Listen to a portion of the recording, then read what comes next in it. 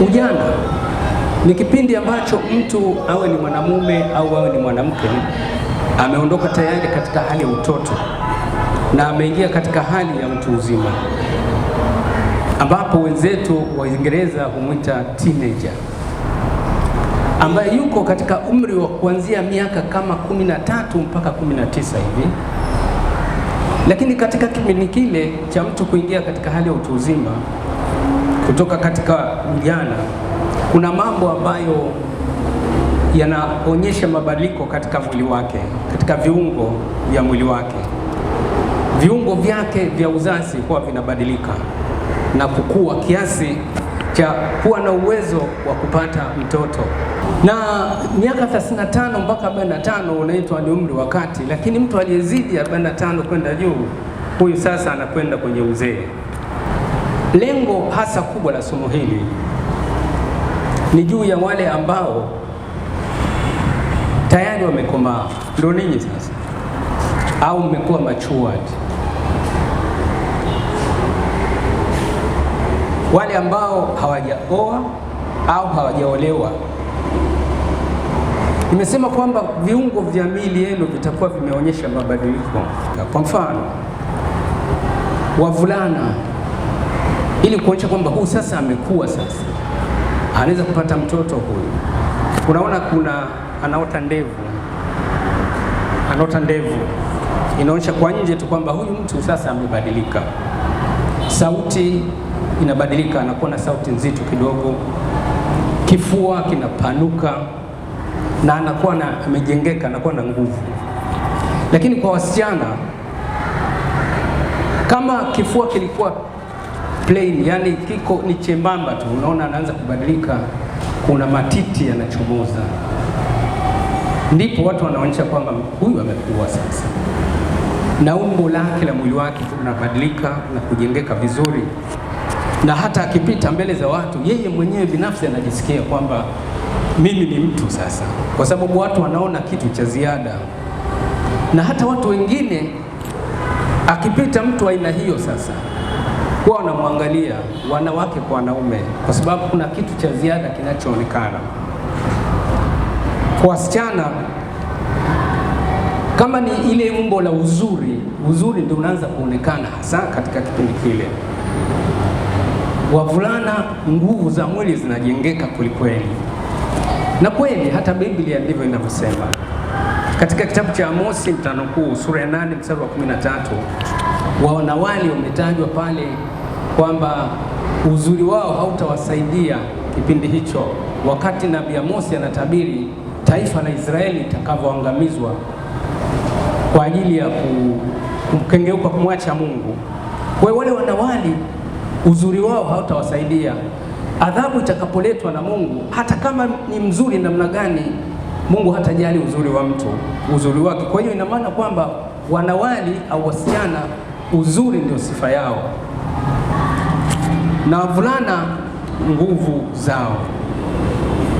Katika Mithali sura 20 mstari wa 29 panasema fahari ya vijana ni nguvu zao.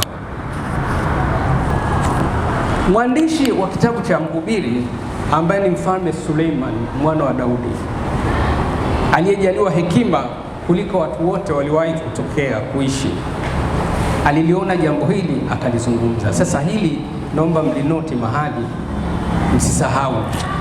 Ni jambo ambalo litakuwa na wagusa ninyi pia. Katika kitabu cha Mhubiri sura ya 12 mstari wa kwanza, nitanukuu, panasema, mkumbuke muumba wako siku za ujana wako, kabla hazijaja siku zilizo mbaya, wala haijakaribia miaka utakaposema mimi sina furaha katika hiyo. Ni Mhubiri sura ya 12 mstari wa kwanza. Ni maneno yanayotoka kwa Suleiman mwana wa Daudi, ambaye alikuwa na hekima nyingi kuliko mwingine yoyote isipokuwa Yesu. Kwa nini Suleiman amesema mkumbuke Muumba siku za ujana wako? Ni kwa sababu shetani ndipo hujiinua hasa katika kipindi cha ujana au kipindi cha mabadiliko ya mwili. Mwili unapoanza kuonyesha mabadiliko ya kukua, basi ndipo shetani anaweza kujiinua kwa nguvu sana. Anaweza kukukamata kwelikweli, akitumia nguvu na uzuri wako ili umtumikie. Anataka umtumikie kupitia nguvu au kupitia uzuri wako. Anataka umtumikie na kutii, badala ya kumtii Mungu ukatii tamaa za mwili wako badala ya kuzishinda. Kumbe ndio maana Suleiman amesema mkumbuke Muumba wako siku za ujana. Ni kipindi ambacho ni hatari sana. Yale mabadiliko Ibilisi anaangalia, anajua huyu msichana amebadilika sasa, ameingia katika kipindi cha ujana cha utu uzima sasa. Anajua huyu mvulana ameingia katika kipindi hicho. Kwa hiyo anataka kuchukua nafasi hiyo, nguvu zako ama uzuri wako autumie, baada ya kushinda tamaa za mwili ushindwe. Kwa hiyo hili ni neno la msingi sana ambalo natakiwa muweze kuliangalia. Uzuri shetani anautumia sana. Tuna mfano hapa katika kitabu cha Mwanzo, unaweza kuandika sura ya 39 aya ya kwanza mpaka aya ya 12. Mwanzo sura ya 39 aya ya kwanza mpaka aya ya 12. Kuna habari tunazosoma za kijana aliyeitwa Yusufu. Nimetaja hizo aya kusudi mpate nafasi ya kusoma kwa mapana na marefu kidogo pale. Yusufu aliuzwa na ndugu zake kule Misri. Akaenda Misri, akanunuliwa na mtu aliyeitwa Potifa, ambaye alikuwa akida wa Farao wa Misri. Akamnunua awe mtumishi wake. Yusufu aliaminiwa na Potifa kwa ajili ya Yusufu alivyokuwa mcha Mungu. Aliaminika, akakabidhiwa kila kitu na yule bwana mkubwa, akida wa Farao wa Misri. Kila kitu akakabidhiwa, kila kitu, kama ni watumwa, watumishi, wote wako chini ya mamlaka yake. Nyumba ya Potifa ikawa chini ya Yusufu. Lakini maandiko yameeleza wazi kwamba Yusufu alikuwa ni mzuri wa uso, ni kijana ambaye alikuwa na umri wa kati, kwa sababu Biblia inaeleza kwamba wakati ule, sijui kama miaka yake itakuwa imesogea, lakini ilitajwa kwamba alikuwa na miaka kama 17 hivi. Inawezekana mpaka sasa anapata kuingia katika nyumba ya Potifa, inawezekana labda imesogea kidogo, hatujui. Kwa hiyo ni mtu wa umri kama huu, umri wenu. Lakini Biblia imekiri kwamba Yusufu alikuwa ni mzuri wa uso. Vijana huwa wanajengeka. Huyu kijana wa kiume huyu alikuwa mzuri wa uso, kwa maana ya kwamba alikuwa handsome, anatazamika, anapendeza. Sasa alipata jaribu, kama mtakwenda kusoma vizuri, nadhani tumejifunza mara nyingi haya mambo. Mke wa Potifa alimtamani Yusufu, unaona? Lakini Yusufu alipotamaniwa hakukubaliana na mke wa Potifa. Alizungumza akasema, bwana wangu amenipa mamlaka, hii nyumba yote iko chini yangu, yote, kila kitu kiko chini yangu. Akija ananiuliza mimi, baadaye kumuuliza mtu mwingine. Lakini pamoja na kwamba kila kitu kiko chini yangu, lakini hajaniambia kuhusu wewe. Kwa sababu nini? Kwa sababu wewe ni mkewe. Tunaliona hapo. Hajaniambia kuhusu wewe kwamba na huyu yuko chini yako. Ni kwa nini anasema? Yusufu akasema kwa sababu wewe ni mkewe. Sasa akana kataa ushawishi wa yule mwanamke, na ushawishi wa yule mwanamke umekuja kwa sababu Yusufu alikuwa handsome, alikuwa ni mzuri wa uso. Lakini katika 39 kitabu hiki cha Mwanzo mstari wa 9, naomba munukuu mstari wa 9, alisema nifanyeje ubaya mkubwa nikamkosa Mungu? Huu ubaya mkubwa huu, nitafanyaje ubaya huu nikamkosa Mungu? Maana yake ni kwamba alimkumbuka nani? Mungu. Ndio maana Suleiman alisema mkumbuke Muumba wako siku za ujana wako. Huyu kijana alimkumbuka Mungu, na kwa kuwa alimkumbuka Mungu, alikuwa mwaminifu kwa Mungu, na matokeo yake ni kwamba alishinda jaribio lile, japo lilimtia matatizo. Baadaye endelea kusoma, kwa kusingiziwa alitupwa gerezani, lakini kutoka gerezani Mungu alikuja kumuinua baadaye, akawa ni mtu wa juu sana, wa pili kutoka kwa Farao, lakini kwa sababu alikuwa mwaminifu. Kama tulivyozungumza kwamba mabadiliko ya kijana yanamletea, kama mtoto wa kike anamletea uzuri, mwili wake unajengeka, anatamanisha mbele za, yani kila mtu anataka muone. Kama ni kijana wa kiume, naye pia anabadilika, anapendeza. Sasa ule uzuri ndio ambao shetani anapenda kuutumia. Ndio maana imependeza sana kanisa kuandaa semina kwa ajili yenu, ili tupate kujifunza mambo haya, kwamba kipindi hiki ni kipindi kigumu sana cha ujana, sana. Yale mambo ambayo mlikuwa mnasikia mkiwa wadogo, sasa mnatamani kuyaona na kuyafanya. Ndio kipindi ambacho kama ulisikia harufu, sasa unataka ushike kile kinachotoa harufu. Kama umesikia unataka uone. Kama ndivyo unataka ujaribu na vitu kama hivyo. Kwa hiyo Ibilisi anatumia sana nafasi hiyo ya ujana kuangusha watoto wa Mungu. Sura ya 13 Warumi mstari wa 14 anasema, bali mvaeni Bwana Yesu Kristo, wala msiuangalie mwili hata kuasha tamaa zake. Ni Warumi 13:14. Wameaswa wa Kristo wote. Ninyi ni wa Kristo. Bila shaka wote mmebatizwa, au sivyo jamani? Anasema mvaeni Bwana Yesu Kristo, msiuangalie mwili hata kuasha tamaa zake. Ujana, watu wanasema ujana ni maji ya moto. Kuna mambo mengi shetani anataka kuutumia ujana kuangusha vijana. Anasema mwili hata uashe namna gani na tamaa zake, msiuangalie. Muangalieni Mungu. Mungu anasema nini? Neno la Mungu linasema nini? Lakini pia katika Warumi sura ya 8 mstari wa 13 kuna maneno nitanukuu. Warumi sura ya 8 mstari wa 13.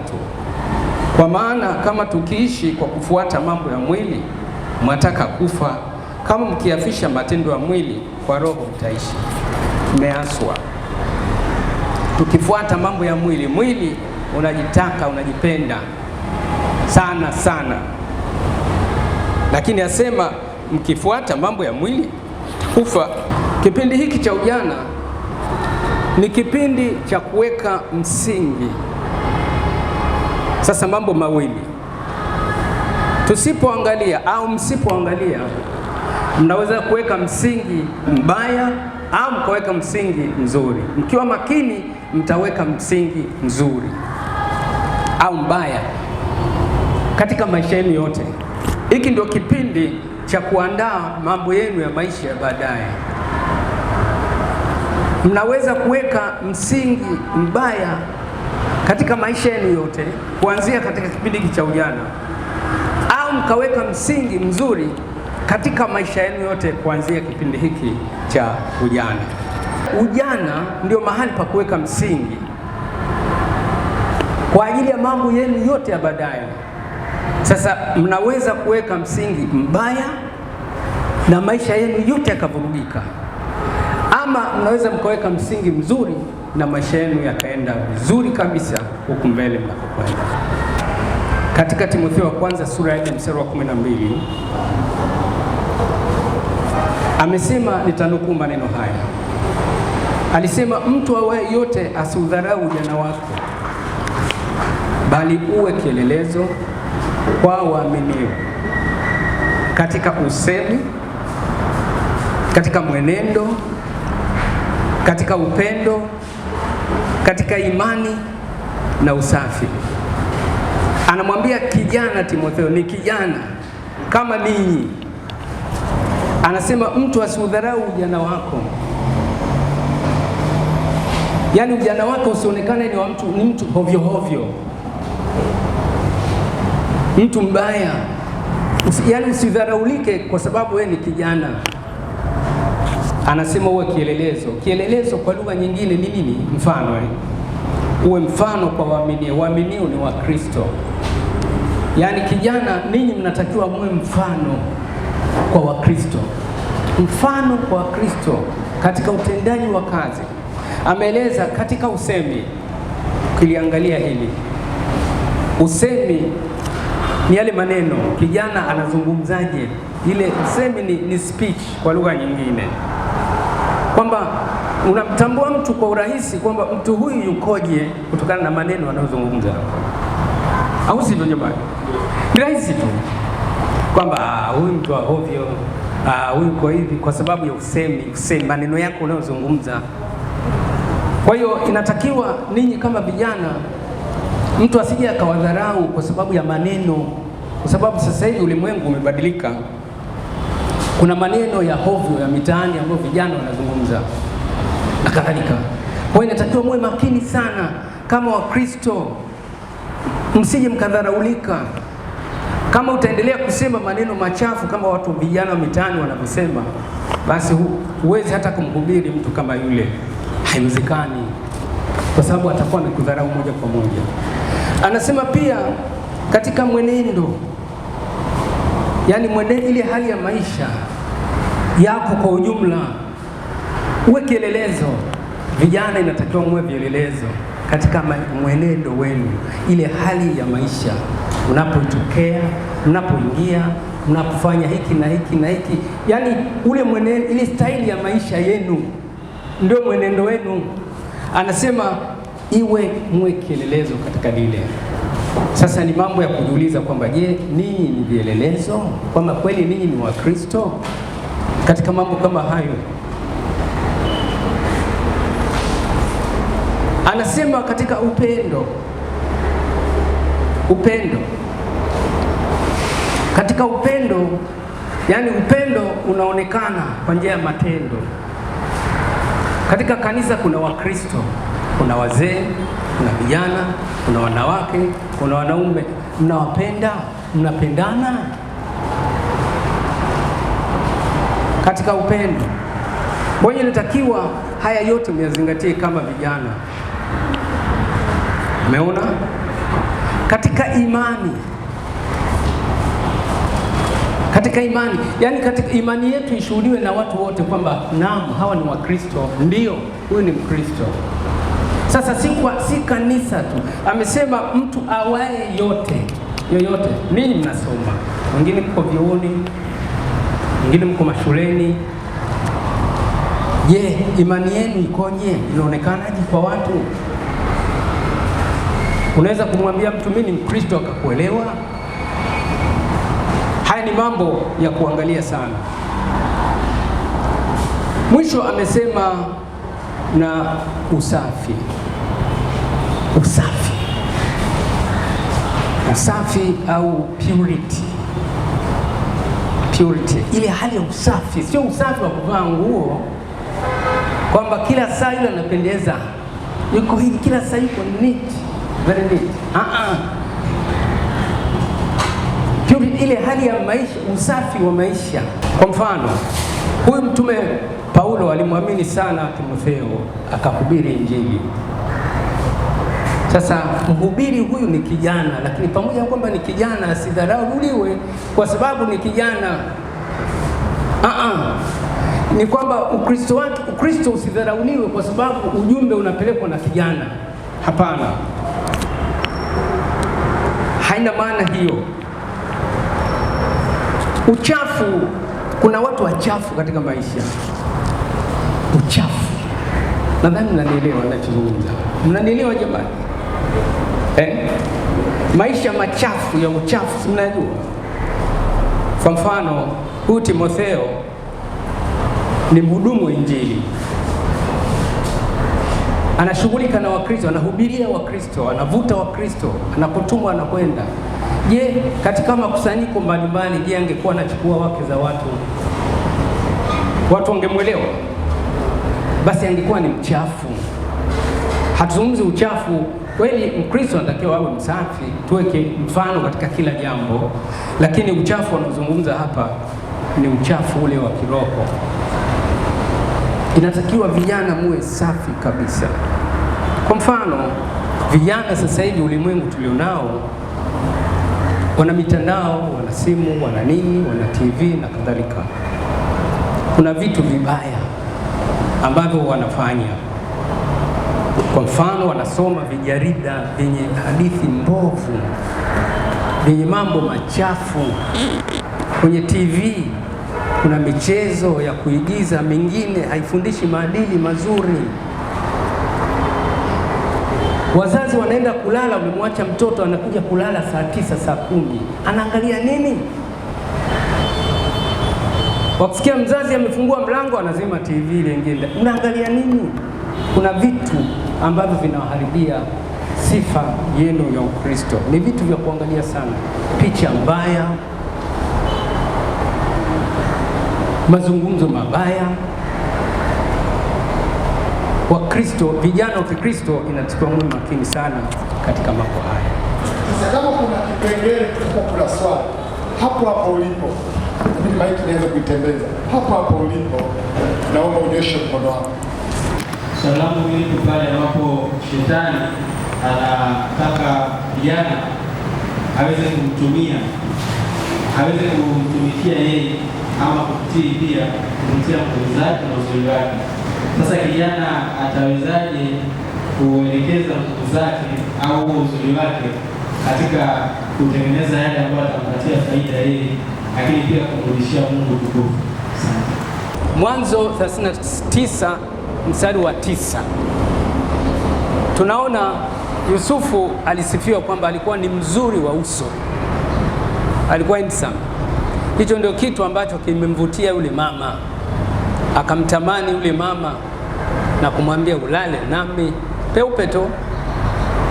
Lakini majibu aliyosema, kitu ambacho kilimsaidia kumshinda Ibilisi katika jaribu lake, anasema nitawezaje kufanya ni jambo baya kama hilo nimkose Mungu? Alizungumza.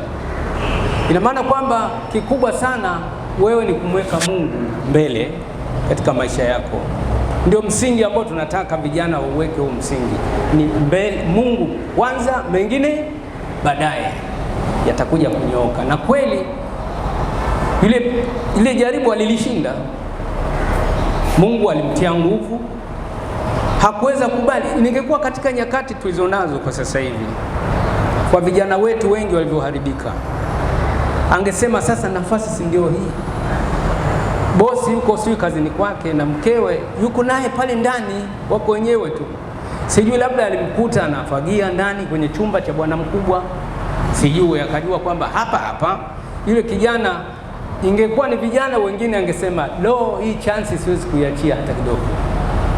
Lakini tunasikia kwamba alirudi kwa Mungu. Itakuwaje nimkose Mungu katika jambo hili? Kwa hiyo kubwa sana ni kumweka Mungu mbele, kushika sheria za Mungu, amri za Mungu moyoni mwako. Na hata Daudi alizungumza, akasema moyoni mwangu nimeliweka neno lako, nisije nikakutenda dhambi. Hilo ndio kubwa. Ukiweka neno la Mungu moyoni mwako, dhambi haina nafasi. Katika kitabu cha Danieli mlango wa kwanza kuanzia mstari wa 6 pale mpaka mstari ule wa 12 ana mfano kama anavyosema. Mfalme Nebukadreza wakati anataka kuwaweka wale vijana watatu ambao wale vijana ambao ni wanne, Daniel, Shadraka, Meshaki na Abednego, tunaona kuna vitu ambavyo wale watoto wale vijana walimkatalia mfalme, ambavyo ilikuwa kwamba wale vyakula ambavyo katika sheria ya Mungu ilikuwa ni makatazo kabisa. Na Danieli na wenzake wakasema, sisi tumeazimia kutoka moyoni mwetu kwa ajili ya kutumikia Mungu, hatuwezi kabisa kuvitia unajisi katika vitu kama hivyo. Kwa hiyo kama nimesema maneno sahihi kabisa kwamba vijana wa Israeli pale walikataa kuvitia unajisi, swala lilikuwa ni chakula. Sasa kumbe inawezekana kama nimesema kwamba mtu anaweza akakosea Mungu hata kwa chakula pia, lakini sisi kwa mzuri wa Kristo Yesu ameturuhusu kula chakula chote isipokuwa tu pale ambapo unaona kile kitu una mashaka. Kwa mfano ni kama nilivyosema kwamba Daniel, Shadraka, Meshaki na Abednego walikataa kupitia unajisi. Kwa nini? Kwa sababu walijiazimia mioyoni mwao kumtumikia Mungu na kuiweka sheria ya Mungu mioyoni mwao ili wasije wakamkosea. Kwa hiyo ni mfano mzuri kama mwalimu alifundisha sana. Asante sana. Kama nataka niruhusu swali lingine. Nataka niruhusu swali lingine. Ukisoma kitabu cha Mathayo mlango wa 4 ukianzia mstari wa kwanza na 10 pale, Yesu alipata majaribu, lakini angalia majibu ya Yesu. Majibu ya Yesu yote, kumbuka huyu alikuwa mwana wa Mungu, lakini majibu yake yote alikuwa anasema imeandikwa. Ndivyo alivyojibu. Kuna nini mtu ananena Mungu kwa wingi na neno? Yaweza haya. Maana kama kuni unasema imeandikwa hivi, siwezi kufanya hivi. Imeandikwa hivi. Kuna msemo mmoja mwalimu alisoma.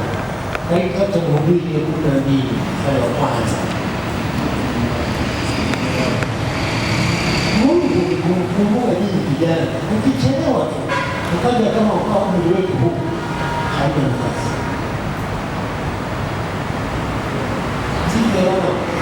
Kuna kikumu vizuri na kisa kwamba huwezi kutoka kwenda kwa Mungu. Maana kuna sema moja ikiwa inaendeshwa, mtu ananiuliza, sasa mimi nimeoa na watu wawili, nifanyeje sasa? Nitatoka kwa Mungu. Ni kwa Mungu tayari wakati kijana kumkumbuka Mungu.